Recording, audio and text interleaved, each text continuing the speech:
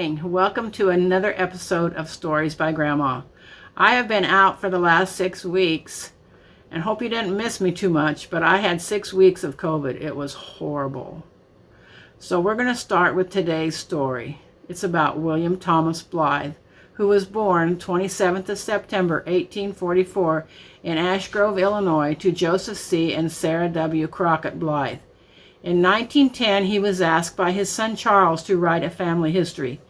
Most of this story was taken from his letter. I will interject little notes into the story as I find them. He states in the letter that being away from home so much kept him from knowing a lot about what went on and who was who. He stated that he knew that the family came from Scotland. His grandfather, Thomas Blythe, owned a farm in Lincoln County, Tennessee, where William's father, Joseph, was born and raised.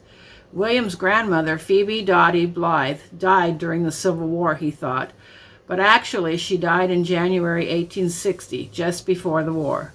I got this information from a list of internments in the Blythe-Dottie family cemetery in Lincoln County, Tennessee. He tells in the letter that his mother was Sarah Crockett, daughter of William Crockett, who was the brother of Davy of Alamo fame. William's father, Joseph, was married to 2 Crockett girls. He married Mary Ann Crockett, Sarah's younger sister, after Sarah's death in 1854. Sarah and Joseph moved from Tennessee to Shelby County, Illinois in 1833, making the trip in a wagon drawn by a yoke of oxen. The wagon contained all of their worldly possessions, including one child, Phoebe Angeline, who was about 1 year old. Joseph had in his pocket less than $3 at the end of the trip. They squatted on 2 different places for short periods before settling upon the place they wanted as a homestead. They bought it from the government at the price of $1.25 per acre. William was born there in a 1-room log home on a hill. He was the 4th of their 5 children. Joseph had 3 children with Mary Ann. Soon after moving to the new house his father built on their property, the entire family made a trip to visit his grandmother Blythe in Tennessee. They made this trip in a 2-horse wagon. They crossed the Ohio River at Shawneetown, Illinois, and William remembered how terrified he was at the thought of crossing such a vast body of water. My calculations put this trip at about 1850, and William would have been 6 at the time. The visit was the only time he had ever seen his grandmother and aunts and uncles on his father's side. His Uncle James was married while they were there, and I guess it was quite a celebration. At 16, William went into the Civil War and spent the whole war away from home until he was 21. During the war, there was a Major Blythe who commanded a battalion of Confederate cavalry, which caused the Union Army a deal of trouble when the latter was camped at Lafayette, Tennessee. It was William's opinion that this Blythe was his cousin, a son of his uncle who had left the homestead and moved to Arkansas. He tells in the letter about an aunt who married a man by the last name of Smith. At the outbreak of the Civil War, they were living in Memphis. Her husband was connected in some capacity with an iron foundry.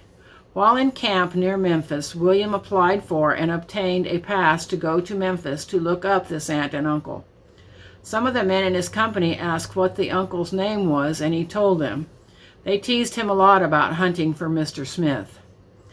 William left home again at the age of 22 and joined the military. He didn't see anyone in the family besides his wife and children for 19 years. At the age of 27, on the 2nd of May, 1872, in Washington, D.C., he married Johanna Roche. She was born in Ireland the 19th of April, 1854, and had come to America when she was 1 year old. They had 2 children, William and Mary, both born in Washington, D.C. Then they were moved by the Army in February of 1875 to San Diego, California, where they had 2 more children.